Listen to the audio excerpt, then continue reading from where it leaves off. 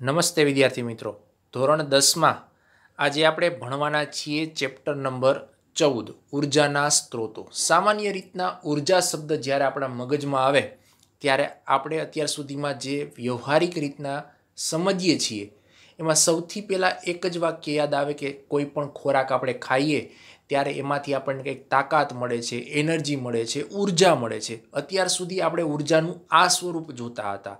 હવે ઉર્જાના ઘણા બધા પ્રકાર છે, ઉર્જા ઘણી બધી જગ્યાએથી આપણને મળે છે, એ બધા ઉર્જાના સ્ત્રોતો કહેવાય છે। તો એ કયા કયા પ્રકારના છે એ આ ચેપ્ટરમાં આપણે ભણશું। તો આ પાઠની થોડીક રૂપરેખા જોઈ લઈએ। સૌથી પહેલી વાત કરીએ તો કે ઉર્જાનો ઉત્તમ સ્ત્રોત કયો છે। ઉર્જાના ઘણા બધા સ્ત્રોત હોય છે, કોઈક સ્ત્રોતમાંથી ઓછી ઉર્જા પ્રાપ્ત થતી હોય છે, કોઈક સ્ત્રોતમાંથી વધારે ઉર્જા પ્રાપ્ત થતી હોય છે। તો ઉર્જાનો સૌથી વધારે ઉત્તમ આપણને ઉપયોગી થઈ શકે એવો સ્ત્રોત કયો છે એની જાણકારી મેળવવાની છે। આ ઉપરાંત ઉર્જાના પરંપરાગત સ્ત્રોત એટલે કે પહેલાંના જમાનાથી જ્યારથી આ પૃથ્વીનું અસ્તિત્વ આવ્યું છે ત્યારથી લઈને અત્યાર સુધી જે કાંઈ સ્ત્રોત વપરાતા આવ્યા છે એવા પરંપરાગત ઉર્જાના સ્ત્રોત કયા કયા છે એની ચર્ચા કરવાની છે।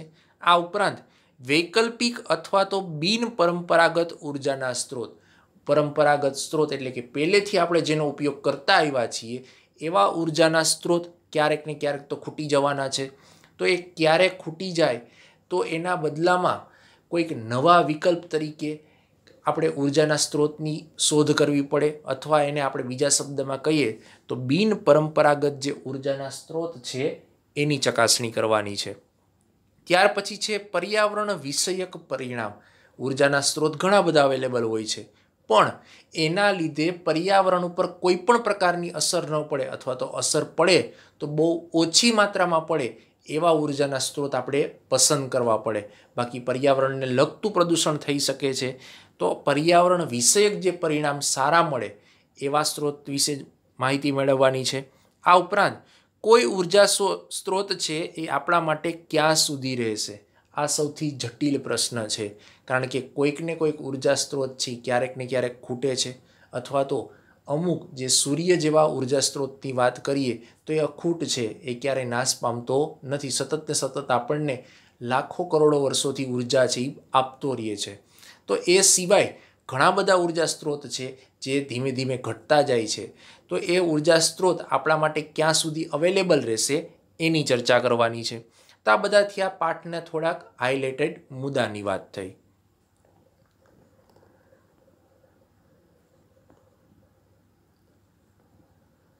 શરૂઆત કરીએ આપણી આસપાસમાં ઉપયોગમાં લઈ શકાય તેવી ઉર્જા ઓછા ઉપયોગી ઉર્જાના સ્વરૂપમાં ગુમાવાય છે। ઉદાહરણ આપી સમજાવો કે આપણી આસપાસમાં ઉપયોગમાં લઈ શકાય એવી ઘણી બધી ઉર્જાઓ હોય છે, એનો ઓછો ઉપયોગ કરી અને ઉર્જાના સ્વરૂપમાં આપણે એને ગુમાવીએ છીએ।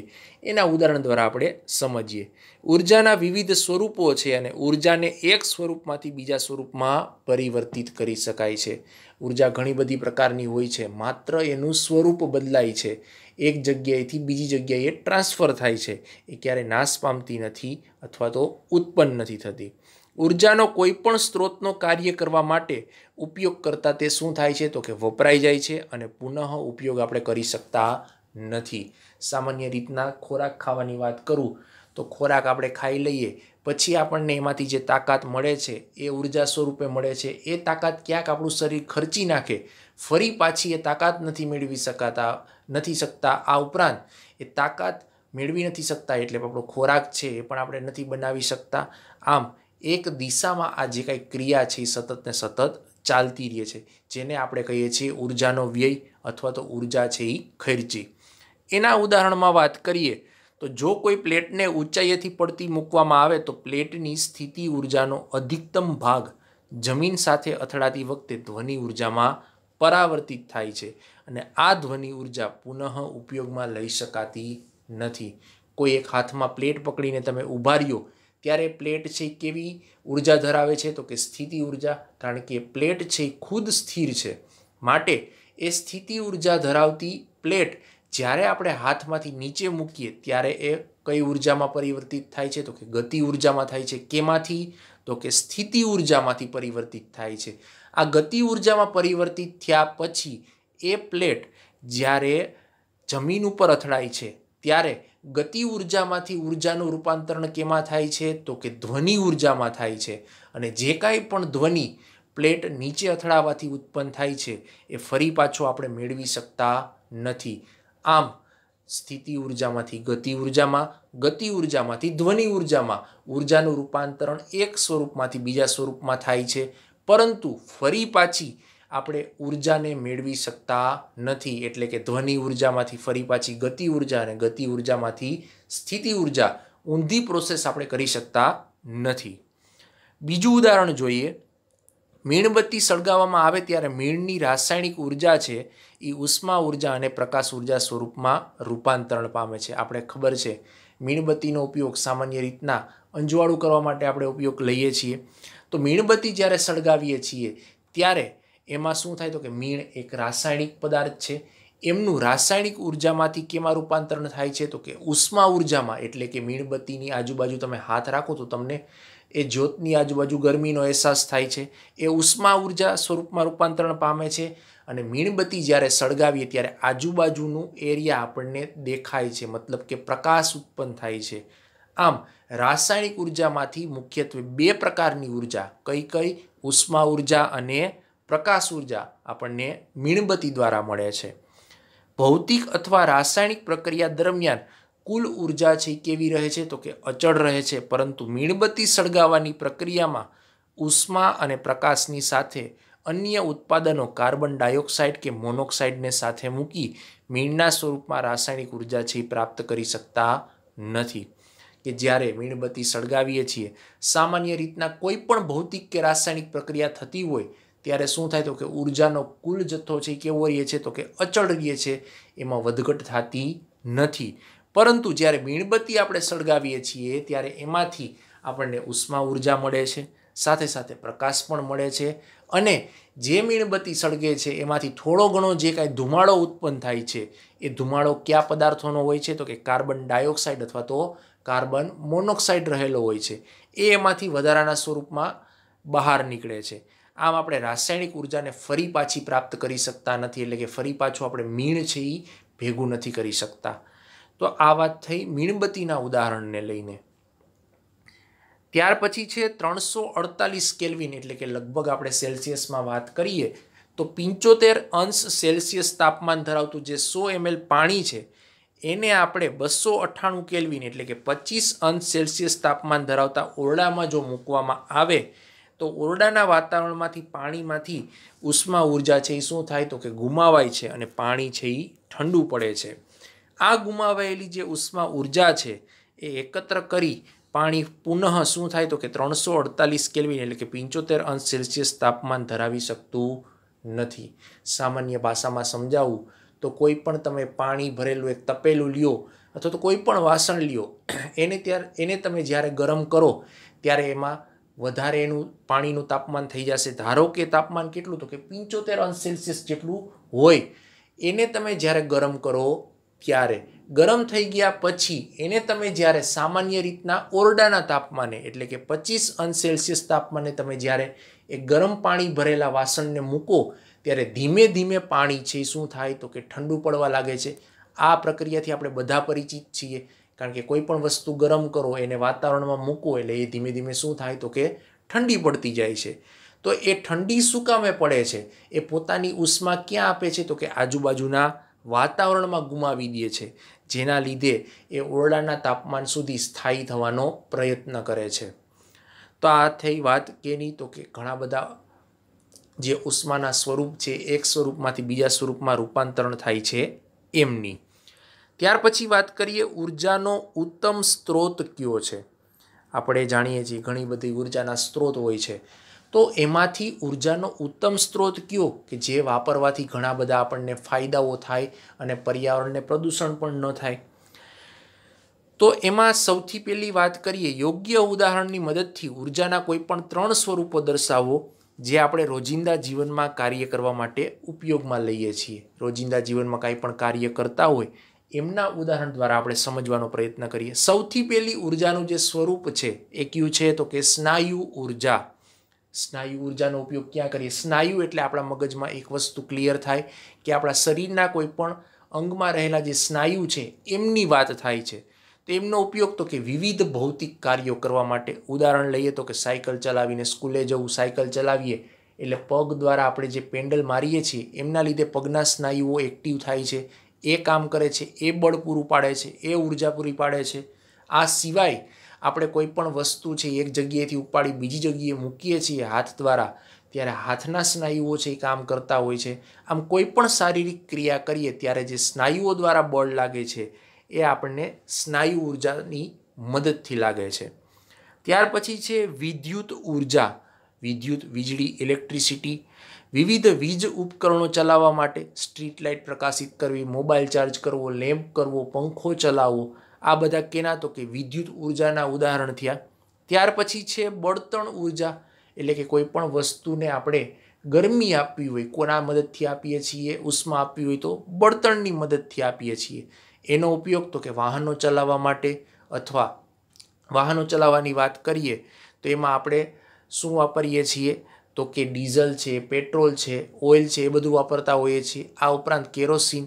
આ સિવાય કોઈ પણ વસ્તુ ગરમ કરવી છે, ચૂલા ઉપર રસોઈ બનાવી છે, તો ત્યાં લાકડા અથવા તો છાણા, એ પણ એક પ્રકારના બળતણ જ થયા. તો આ પણ બળતણ ઉર્જાના જ એક પ્રકારના ઉદાહરણ છે. તો આ વિવિધ ઉર્જાના જે સ્વરૂપો છે એની વાત થઈ. ત્યાર પછી છે આપણા માટે બળતણની પસંદગી કરતી વખતે કયા પ્રશ્નોના ઉત્તર છે આપણે ધ્યાનમાં રાખવા જોઈએ? બળતણ ઘણા બધા પ્રકારના હોય, પણ એમાંથી કયું બળતણ લેવાથી આપણને વધારે માત્રામાં ઉર્જા મળે, એનાથી શું ફાયદા થાય, શું નુકસાન ઓછું કરી શકાય, એની વાત કરીએ. તેમાં કઈ કઈ બાબતો ધ્યાનમાં રાખવી જોઈએ? તો કે દહન પ્રક્રિયામાં તે કેટલી ઉષ્મા મુક્ત કરે છે. કે કોઈ પણ તમે બળતણ પસંદ કરો એને જ્યારે તમે દહન પ્રક્રિયામાં ભાગ લેવડાવો ત્યારે શું થાય? તો કે જે કાંઈ પદાર્થ આપણે લીધેલો છે ઉર્જાનો સ્ત્રોત, એ કેટલી ઉષ્મા આપે છે એનો સૌપ્રથમ આપણે અભ્યાસ કરવો પડે. એ આપણે બાબત ધ્યાનમાં રાખવી પડે. શું તે મોટા પ્રમાણમાં ધુમાડો ઉત્પન્ન કરે છે? એટલે કે તમે જે કાંઈ ઉર્જાનો સ્ત્રોત પસંદ કરો છો એ માત્ર ધુમાડો જ ઉત્પન્ન નથી કરતો ને વધારે પ્રમાણમાં, કારણ કે આપણે શેની જરૂર છે? તો કે ઉર્જાની જરૂર છે. ધુમાડાની આપણે કોઈ જરૂરિયાત હોતી નથી. અને ધુમાડો છે એ પ્રદૂષણને પણ, પર્યાવરણને પણ પ્રદૂષિત કરે છે. શું તે સરળતાથી પ્રાપ્ત છે? એટલે કે જે કાંઈ પણ આપણે બળતણ વાપરીએ છીએ એ બળતણ ઇઝીલી અવેલેબલ હોવું જોઈએ, સરળતાથી મળી જાય એવું હોવું જોઈએ. એના માટે વધારે પડતી મહેનત અથવા તો કોઈ પણ એની મૂળ કિંમત હોય એના કરતાં આપણે જે મેળવવા માટેનો ખર્ચ છે એ વધી ન જાય, એ બાબતની ખાસ ખ્યાલ રાખવો પડે. કયા પરિબળ આપણી પસંદગીના વિકલ્પોને મર્યાદિત કરે છે? એટલે કે જે કાંઈ પણ આપણે બળતણ પસંદ કરીએ એની પાછળ ઘણા બધા પરિબળ હોય છે. એ પરિબળોને પણ ધ્યાનમાં રાખવા પડે છે. શું બળતણની પસંદગી તેના કાર્ય ઉપર આધારિત છે? હા છે, કારણ કે બળતણ તમે કેવું પસંદ કરો એના પ્રમાણે એમાંથી કેટલી ઉર્જા આપણને આપશે એનો આધાર એમના કાર્ય ઉપર રહેલો છે. શું એક બળતણ રસોઈ માટે અને બીજું બળતણ ઓરડાને ઉષ્ણ રાખવા માટે પસંદ કરી શકાય? એટલે કે કોઈ પણ એક જ બળતણ છે એની મદદથી તમે રસોઈ પણ બનાવી શકો, અને ખાસ કરીને જે રૂમ છે એને પણ તમે ગરમ કરી શકો. ઘણી વખત આ વસ્તુ શક્ય છે, ઘણી વખત આ વસ્તુ શક્ય હોતી નથી. ખાસ કરીને શક્યની વાત કરીએ તો આપણે જે લાકડાની મદદથી રસોઈ બનાવીએ છીએ, ખાસ કરીને ફોરેન કન્ટ્રીમાં ઘણી બધી જગ્યાએ જ્યાં ઠંડા પ્રદેશો છે ત્યાં ઘરની અંદર જ એક રૂમના ખૂણામાં ઘણી વખત આપણે મૂવીમાં જોતા હોય છે લાકડા સળગતા હોય છે. તો એ પ્રકારનું શું કામ છે? તો કે એક હીટર જેવું કામ કરે છે કે જે રૂમને કેવો ઉષ્ણ એટલે કે ગરમીથી ભરપૂર બનાવે છે અને ઠંડી સામે રક્ષણ આપે છે. એટલે ઘણી વખત આ વસ્તુ શક્ય હોય છે. શક્ય કેમાં નથી હોતું? તો કે તમે ગેસના બાટલાની મદદથી રસોઈ બનાવી શકો છો, પણ એ જ ગેસના બાટલાની મદદથી આપણે રૂમ છે એને ગરમ નથી કરી શકતા કે ભાઈ ગેસ ચાલુ રાખીને વયા જાઓ, રૂમ છે આખો ગરમ થઈ જાય. ના, આ વસ્તુ ત્યાં શક્ય બનતી નથી. એટલે ક્યારેક બળતણ છે એ શક્ય હોય છે એક જ બળતણથી રસોઈ માટે અને ઓરડાને ઉષ્ણ રાખવા માટે, દરેક વખતે શક્ય નથી. ત્યાર પછી છે ઉર્જાના પરંપરાગત સ્ત્રોત. એમાં સૌથી પહેલા વાત કરીએ પરંપરાગત સ્ત્રોત, જે પહેલાથી આદિમાનવ કાળથી પૃથ્વીનું જ્યારથી અસ્તિત્વ આવ્યું છે ત્યારથી જે વસ્તુ આપણે ઉપયોગમાં લેતા આવ્યા છીએ એની વાત કરીએ તો કે વર્તમાન સમયમાં મુખ્ય જે ઉર્જા સ્ત્રોત છે એ, અથવા બીજા શબ્દમાં કહીએ તો અશ્મિભૂત બળતણ કોને કહેવાય છે, એની વ્યાખ્યા શું અને એમના ગેરફાયદાઓ ક્યાં ક્યાં છે એની ચર્ચા કરીએ. તો કે વર્તમાન સમયમાં અશ્મિભૂત બળતણ એ ઉર્જાનો કેવો સ્ત્રોત છે, તો કે મુખ્ય સ્ત્રોત છે. અત્યારે મોટાભાગની જગ્યાએ આપણે અશ્મિભૂત બળતણ વાપરીએ છીએ. તો આ અશ્મિભૂત બળતણ છે, ખાસ કરીને પહેલાં ક્લિયર કરી દઉં કે જમીનના પૃથ્વીના પેટાળની અંદરથી લાખો કરોડો વર્ષોની પ્રક્રિયાથી જે પ્રાણીઓના મૃતદેહો અથવા તો ખાસ કરીને વનસ્પતિના જે અશ્મિઓ દટાઈ જાય અને એમના ઉપર પૃથ્વીનું દબાણ આવે, અંદર રાસાયણિક પ્રક્રિયા થાય અને લાખો કરોડો વર્ષો પછી એમનું રૂપાંતરણ પેટ્રોલિયમ અને કોલસામાં થાય, એને આપણે અશ્મિ બળતણ કહીએ છીએ. આજના સમયમાં આપણે આપણી ઉર્જાની મોટાભાગની જે કંઈ પણ જરૂરિયાત છે એ પૂર્ણ કરવા માટે કેનો આપણે આધારિત છીએ, તો કે અશ્મિભૂત બળતણો ઉપર આધારિત છીએ. પેટ્રોલ, ડીઝલ, ઓઇલ, કેરોસીન, આના વગર આપણે ચાલતું નથી. આ ઉપરાંત કોલસો જે મોટાભાગની ઇન્ડસ્ટ્રીઓમાં વિદ્યુત ઉત્પન્ન કરવા માટે વપરાય છે. આમ અશ્મિભૂત જે બળતણ છે એ આપણા જીવનનો એક મહત્વનો ઘટક છે. જમીનમાં લાખો વર્ષો પૂર્વે મૃત અને અશ્મિભૂત વનસ્પતિઓ પ્રાણીઓના પૃથ્વીના પેટાળમાં દટાઈને ખૂબ જ વધારે ઉષ્મા અને દબાણને કારણે શું થાય, તો કે કોલસો અને પેટ્રોલિયમ અને કુદરતી વાયુ જેવા બળતણમાં એ રૂપાંતરિત થાય છે, જેને આપણે અશ્મિભૂત બળતણ કહીએ છીએ. અશ્મિભૂત બળતણની એક માર્કમાં પૂછાતી વ્યાખ્યા કે જમીનમાં લાખો વર્ષો પૂર્વે, જો આ પ્રક્રિયા થોડા ઘણા સમય માટેની નથી, લાખો કરોડો વર્ષ લાગે છે આ અશ્મિભૂત બળતણને બનતા માટે.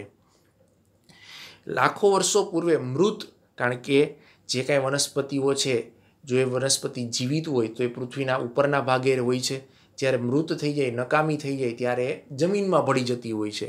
તે મૃત અને અશ્મિભૂત વનસ્પતિઓ આ ઉપરાંત પ્રાણીઓના પૃથ્વીના પેટાળમાં દટાઈને ખૂબ જ વધારે પ્રમાણમાં એનાથી શું થાય, તો કે ઉષ્મા ઉત્પન્ન થાય છે, કારણ કે અંદર જમીનના ભાગમાં ઉષ્મા રહેલી છે પેટાળમાં, અને દબાણને લીધે એમનું રૂપાંતરણ કેમાં થાય, તો કે રાસાયણિક પ્રક્રિયાને લીધે કોલસો અને પેટ્રોલિયમમાં, આ ઉપરાંત કુદરતી વાયુમાં થાય છે, જેને આપણે અશ્મિભૂત બળતણ તરીકે ઓળખીએ છીએ. ઉર્જાની વધતી જતી માંગની પૂર્તિ મોટાભાગે અશ્મિભૂત બળતણ અને કોલસા અને પેટ્રોલિયમ વડે થાય છે, કારણ કે જેમ જેમ વસ્તી વધારો થાય, લોકોનું જીવનશૈલી ઊંચી આવતી જાય, એમ એમ એક ઘરમાં એક બાઇક, બે બાઇક, લોકો દીઠ બાઇક, જેટલા વ્યક્તિ એટલા ઘરમાં બાઇક, આ ઉપરાંત 4 વ્હીલ, તો આ બધી આપણી જેમ જેમ ડિમાન્ડ વધતી જાય એમ એમ એના લીધે જે કાંઈ એ સાધનોને ચલાવવા માટે જરૂરી ઈંધણ છે, એટલે કે અશ્મિભૂત બળતણ છે, એની પણ ડિમાન્ડમાં વધારો થાય છે, અને એના જ લીધે કોલસા અને પેટ્રોલિયમનો ઉપયોગ છે મોટાભાગની જગ્યાએ થવા લાગ્યો છે. તો આ અશ્મિભૂત બળતણની પ્રાથમિક માહિતી વિશેની ચર્ચા થઈ. હવે જે અશ્મિભૂત બળતણ છે એના લીધે કયા કયા પ્રકારના ગેરફાયદાઓ થાય છે એની ચર્ચા કરીએ. તો કે અશ્મિભૂત બળતણ બનતા છે એ આપણે જાણીએ છીએ લાખો કરોડો વર્ષોની પ્રક્રિયા છે, તેનો મર્યાદિત ભાગ જ હવે બાકી રહ્યો છે, કારણ કે ઘણા બધા લાંબા સમયગાળાથી મનુષ્ય છે એ તેમનો ઉપયોગ સતત ને સતત કરતો આવ્યો છે. એના ઉપયોગમાં ઘટાડો નથી થતો, પરંતુ એમનો ઉપયોગ દિવસે ને દિવસે વધતો જાય છે, જ્યારે બનવાની પ્રક્રિયા છે એ ખૂબ જ ધીમી છે. અશ્મિભૂત બળતણ પુનઃ અપ્રાપ્ય ઉર્જા સ્ત્રોત છે. ઉર્જા સ્ત્રોતના મુખ્યત્વે 2 પ્રકાર, પુનઃ પ્રાપ્ય ઉર્જા સ્ત્રોત અને પુનઃ અપ્રાપ્ય ઉર્જા સ્ત્રોત. એમાંનો અશ્મિભૂત બળતણ છે કેમાં આવે છે, તો કે પુનઃ અપ્રાપ્ય. પુનઃ અપ્રાપ્ય ઉર્જા સ્ત્રોત કોને કહેવાય, તો કે જે ઉર્જા સ્ત્રોતનો ઉપયોગ એકવાર કરી લીધા પછી એમને ફરી પાછો ઉપયોગમાં ન લઈ શકાય એવા ઉર્જા સ્ત્રોતને આપણે પુનઃ અપ્રાપ્ય પ્રકારના ઉર્જા સ્ત્રોતમાં ગણીએ છીએ. કોલસા અને પેટ્રોલિયમના દહનથી વાયુ પ્રદૂષણ છે એ થતું આવે છે. આપણે જાણીએ છીએ કે કોલસો સળગાવીએ એટલે એમાંથી ધુમાડો ઉત્પન્ન થાય. પેટ્રોલ ડીઝલથી વાહન ચાલતા હોય તો એમના સાયલેન્સરમાંથી ધુવાડા નીકળતા હોય છે. આ ઉપરાંત એકમાત્ર સીએનજી એવું એક બળતણ છે કે જે લગભગ 99% શુદ્ધ છે, કારણ કે એમાંથી બહુ ઓછી માત્રામાં જે વાયુઓ છે એ નીકળે છે. અશ્મિભૂત બળતણના દહનથી મુક્ત થતા કાર્બન, નાઇટ્રોજન અને સલ્ફરના ઓક્સાઇડ કેવા હોય છે? તો કે એસિડિક હોય છે અને આ એસિડિક ઓક્સાઇડનું એસિડ વર્ષાનું કારણ બને છે. જે કાંઈ પણ આપણે કોલસો સળગાવીએ, વાહનો ચલાવીએ, એના લીધે જે કાંઈ પણ ધુમાડો ઉત્પન્ન થાય છે એ ધુમાડામાં મુખ્યત્વે કયા ઘટકો હોય છે? તો કે કાર્બન હોય છે, નાઇટ્રોજન હોય છે અને સલ્ફરના ઓક્સાઇડ એટલે કે SO2 અને SO3, સલ્ફર ડાયોક્સાઇડ અને સલ્ફર ટ્રાયોક્સાઇડ હોય છે, જે સ્વભાવે કેવા છે? તો કે એસિડિક છે. અને આવા વાયુના જે કાંઈ ઘટકો છે એ હવામાં ભળે છે. જ્યારે વરસાદ સ્વરૂપે પાણી જમીન ઉપર પડે છે ત્યારે એ ઘટકોને પણ પોતાની સાથે લઈ આવે છે. આ ઉપરાંત જે કાંઈ પણ આ ધુમાડાના ઘટકો છે એ વૃક્ષો ઉપર, બિલ્ડિંગો ઉપર, રસ્તાઓ ઉપર જામી જતા હોય છે અને જ્યારે એ પાણીના સંપર્કમાં આવે ત્યારે પાણીમાં ભળી જઈ અને આગળ વહન પામે છે, જેને આપણે એસિડ વર્ષા કહીએ છીએ. અશ્મિભૂત બળતણના દહનથી સર્જાતા જે કાંઈ કાર્બન ડાયોક્સાઇડના વધતા જતા પ્રમાણથી ગ્રીન હાઉસ અસર છે એ સર્જાય છે. એ ઘણા બધા આપણે અશ્મિભૂત બળતણ વાપરીએ છીએ, એના લીધે કાર્બન ડાયોક્સાઇડ મુખ્યત્વે ઉત્પન્ન થતો વાયુ છે, જેનાથી શું થાય? તો કે ગ્રીન હાઉસ અસર થાય. ગ્રીન હાઉસ અસરના લીધે પૃથ્વી પરનું ટેમ્પરેચર છે એ વધતું જાય છે. ધ્રુવ પ્રદેશના જે કાંઈ બરફ છે એ પીગળવા લાગે છે. એના લીધે નદીઓના લીધે જે દરિયાની જળ સપાટી છે એમાં સતત ને સતત વધારો થતો જાય છે અને દરિયાકાંઠાના જે કાંઈ વિસ્તારો છે એ ડૂબમાં જતા જાય છે. ધીરે ધીરે એના દરિયા કિનારો નષ્ટ થવા લાગે છે અને દરિયો છે એ દિવસે ને દિવસે આગળ વધે છે. તો આ બધા ગેરફાયદાઓ વિશેની વાત થઈ. કોની? તો કે અશ્મિભૂત બળતણોની.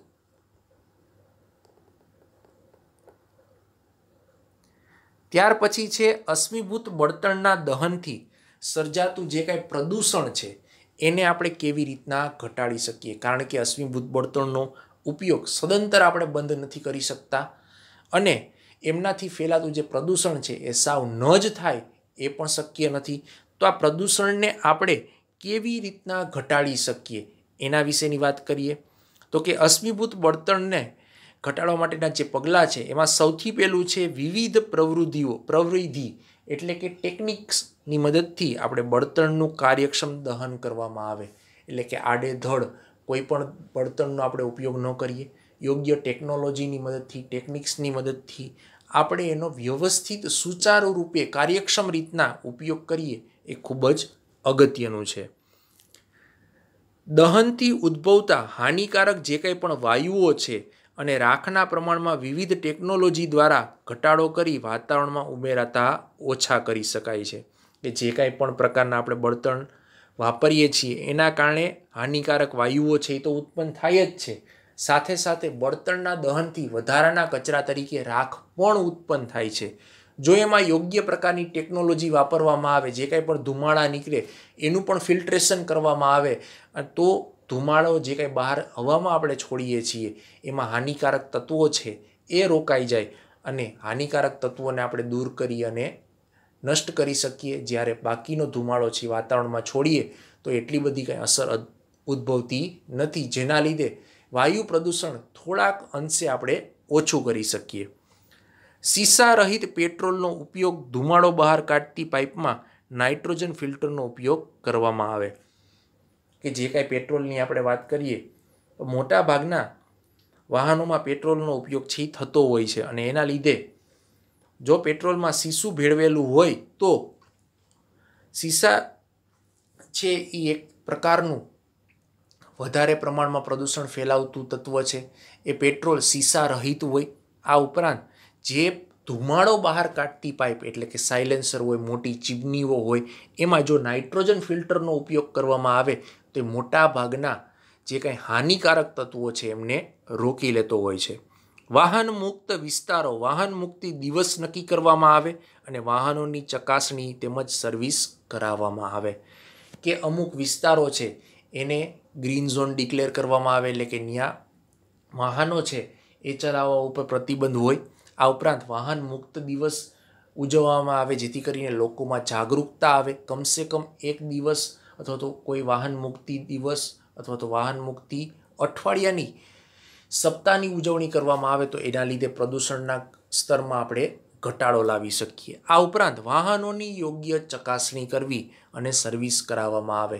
આપણે જાણીએ છીએ વાહનના આપણે પીયુસી કઢાવીએ છીએ એ શું કામે તો કે પ્રદૂષણ જે આપણા સાયલેન્સર દ્વારા ફેલાય છે ધુમાડા મારફતે એ કેટલું છે એની માત્રા જાણી શકીએ. જો વધારે હોય તો એ એન્જિનની સર્વિસ કરાવવામાં આવે અથવા તો ગાડીની યોગ્ય માત્રામાં સર્વિસ કરાવવામાં આવે તો એ ધુમાડો ઓછો ઉત્પન્ન કરે છે. સીએનજીનો બળતણ તરીકે ઉપયોગ કરવામાં આવે. મેં કીધું એમ કે લગભગ 99% જેટલો શુદ્ધ કોઈ પણ બળતણ હોય તો એ છે સીએનજી. એક સ્વચ્છ બળતણ તરીકે એની ગણના થાય છે. તો જો સીએનજીનો ઉપયોગ આપણે દિવસે ને દિવસે વધારતા જઈએ તો એના લીધે પ્રદૂષણ છે એ પણ ઓછું થઈ જાય. સાથે સાથે પેટ્રોલ, કોલસો અને ડીઝલની ડિમાન્ડ છે એ પણ આપણે ઘટાડી શકીએ કારણ કે એનો જથ્થો છે એ પણ લિમિટેડ છે. અને લોક પરિવહન સેવા એટલે કે પબ્લિક ટ્રાન્સપોર્ટ સર્વિસનો ઉપયોગ છે એ વધારવામાં આવે. આપણે કોઈ એક જગ્યાએથી બીજી જગ્યાએ જવું છે તો આપણું પર્સનલ વાહન ન લઈને જતાં આપણે જે પબ્લિક સર્વિસ ટ્રાન્સપોર્ટ સર્વિસ છે એટલે કે બસ છે, આ ઉપરાંત ટ્રેન છે કે ઘણી બધી કોઈ પણ જગ્યા છે, સિટી બસ છે, એમનો ઉપયોગ કરવામાં આવે, રિક્ષાનો ઉપયોગ કરવામાં આવે, જેથી કરીને એમાં વધારે લોકો એક જ વાહનનો ઉપયોગ કરી એક જગ્યાએથી બીજી જગ્યાએ પહોંચે, જેથી કરીને પ્રદૂષણનું લેવલ છે આપણે ઘટાડી શકીએ. તો આ વાત થઈ ઉર્જાના ઘણા બધા સ્ત્રોતમાં આપણે થોડી ઘણી ચર્ચા કરી અશ્મિભૂત બળતણની. વધારે નવા ટોપિક નેક્સ્ટ લેક્ચરમાં જોશું. Thank you.